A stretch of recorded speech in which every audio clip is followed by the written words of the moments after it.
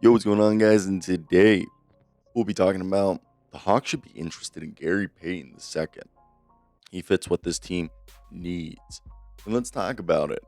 The Hawks should sign Gary Payton II. And dare I say, they might. Now, 2024 to 2025 season, I think the Hawks took steps. Quinn Snyder's, I guess it would be technically his second and a half season because he joined the second full season under him. And they went 40-42. This was a team that, if I look right here, they were third in pace, but their opponent's points per game was 27th. All right, that's fourth worst in the NBA. However, they had the fifth best scoring offense in the NBA. At the same time, this is a team that was ranked 18th in offensive rating, 19th in defensive rating, which was actually an improvement over the last few seasons. And the biggest thing is now that Trey Mann is gone, and outside of Dyson Daniels, they don't have a true lockdown defender.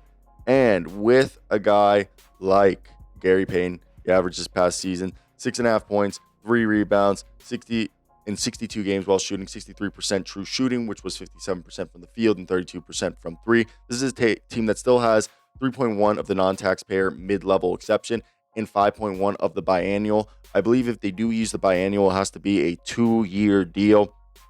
And why would they want to bring in Gary Payton II? Well, first off, he's a point of attack defender that would give him another option outside of Dyson Daniels to lock down people. Second, the thing with him is they can run guard pick and rolls. I don't know if you have ever noticed, Steph Curry would literally call over in a pick and roll Gary Payton and then throw him a lob.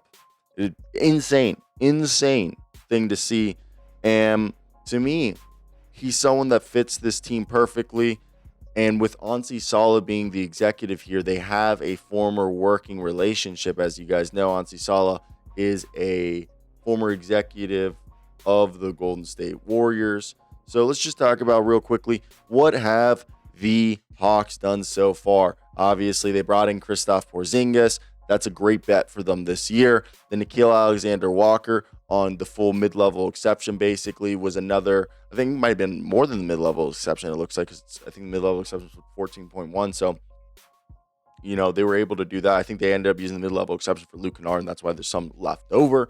And Luke Kennard gives them a sharpshooter. Nickeil Alexander-Walker gives you like a legit secondary playmaker who can be a 3-and-D guy who can get hot at any moment. And I also like that Nikola Jurčić was signed to a multi-year deal to round out the bench. And are they keeping Eli Ndai? With him, he's kind of like a Chris Boucher big man that I like. It looks like he's on a two-way, so I didn't know if he was going to stay overseas or not. But it seems that Garrison Matthews, Keen Wallace, and Daquan Plata are probably on their way out, following Clint Capella, Karis LeVert, Terrence Mann, and Larry Nance Jr., George Niang, Dominic Barlow. Did I say Trey Mann earlier, or did I say Terrence Mann? I meant Terrence Mann if I accidentally said Trey Mann. So what would, obviously, if we look at this roster, love that V. Krejci was brought back, but if we look at this roster, Gary Payton II would probably push Jurčić or Krejci or Kobe Buffkin in that position. Like, it would probably be Trae Young, Dyson Daniels, Nickeil Alexander-Walker, Gary Payton, and then the other guys. But at this point, like, defensive stud, we all know his father is the Glove. This is the Glove Jr., and he's got the great physical tools. This is someone who has a 6'8" wingspan on a almost 6'3" frame. Now, he never makes bad decisions. He can be a pick and roll finisher as a guard. He's a lob threat. He's a good finisher. He's an elite, pickpocketer. And he's got these long arms that allow him to do stuff. Now, he's a below average offensive player, but you don't need offense. You got Trae Young, Dyson Daniels, Zachary Risache, Jalen Johnson, Kristaps Porzingis, Nickeil Alexander-Walker, Luke Kennard, all taking care of that. And with Onyeka Okongwu and Mo Gay being the backup, because I think Asanuel will be a little bit brought on slowly, that this is a team that, to me, I think they've done a great job putting themselves in a position to continue to escalate, and bringing themselves a guy like Gary Payton II would maybe be the cherry on top for a team that has had a great offseason, in my opinion, has done a phenomenal job in taking taking chances that are low risks, that are easy to mitigate the backlash in terms, if Kristaps Porzingis doesn't work, he's an expiring contract. If it does work, we can negotiate in free agency next year. We wanted Jalen Johnson to get healthy. We took on Nickeil Alexander-Walker on a deal that will be tradable. We took Luke Kennard on a 1-year deal. He was one of the best shooters, if not the best shooter that was available. And I think with the money that they have available, as we said, either using the biannual if they want to give him a 2-year deal, or they could just give him, a minimum. It's not like he's going to be making a ton of money. This past year, he was making 9.1, but he ain't getting that, baby. You might be lucky to get half of that. So, to me, when you look at that, you're thinking, all right, how do we continue to make moves around the margins that is going to elevate this team? Because we got 2 roster spots to fill out.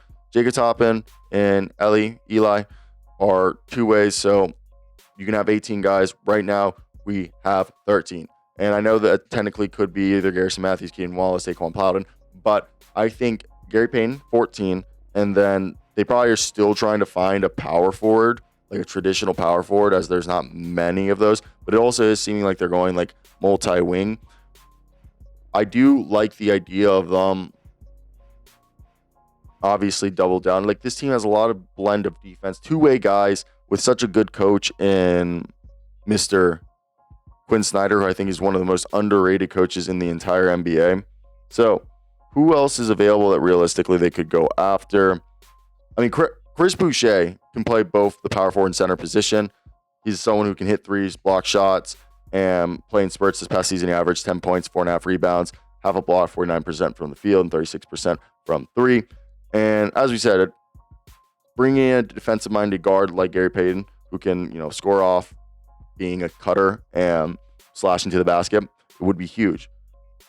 Now, for the power forward, like if you bring that in, you just need to figure out the power forward switch big position, which could also be a Trey Lyles, which I believe Quinn Snyder has had he's a stretch 4 who can be a small ball 5. He averaged 6.5 points and 5 rebounds almost this past year.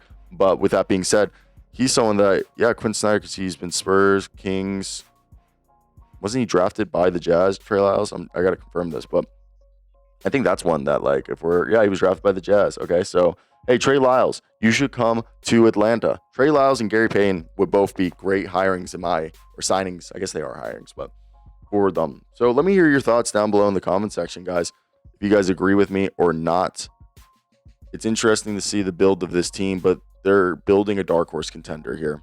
I'm not kidding. And you might think that's me being ostentatious about this, but this is a team that you got an offensive hub in Trae Young. You got a big man, Kristaps Porzingis, with depth with Onyeka Okongwu, Asa Newell, Mo Gay. Jalen Johnson, Zachary Richardson are the type of forwards you need in the NBA. You got the shooting and the defense off the bench with Nickeil Alexander-Walker and Luke Kennard. You got another defender in Dyson Daniels, maybe even in Gary Payton. Pete Krejci is another good one. And Kobe Buffkin, Nikola Drusic could be upward swings that if they work out, it works out. So let me hear your thoughts down below. That's it for me, guys.